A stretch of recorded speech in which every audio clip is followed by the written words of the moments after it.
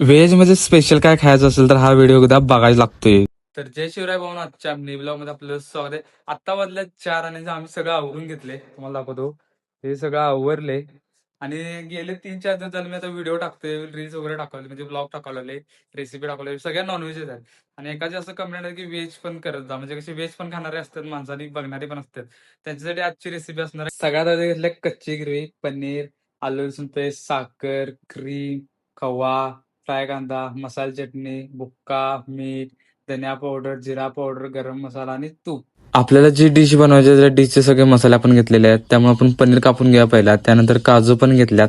सुरुवातीला फ्राय पॅनमध्ये तेल टाकून घ्यायचं आहे. काजू, पनीर आणि आले लसूण पेस्ट टाकून असं परतून घ्या. त्यामध्ये आता फ्राय कांदा ऍड करूया आणि बाकीचे मसाले पण ऍड करूयात. चला तर चटणी, मीठ, बुक्का, जिरा मसाला, धनिया पावडर, साखर, मीठ एवढे सगळे मसाले मिक्स करून घ्यायचे आणि त्यामध्ये कच्ची ग्रेव्ही ऍड करूया आपण. त्यानंतर कच्ची ग्रेव्ही ऍड केल्यानंतर व्यवस्थित परतून घ्यायचा आहे.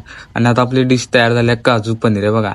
विषय कसा आहे, क्वालिटी शेव, आता पनीर किसले क्वालिटीमध्ये. डिश तर तयार झाली, आता त्यावरनं टाकूया आपण तूप. कसं क्वालिटी शेव.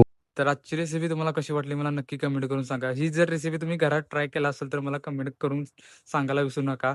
आणि माझा व्हिडिओ तुम्हाला आवडत असेल तर फॉलो करायला विसरू नका. भेटूया पुढच्या व्लॉगमध्ये.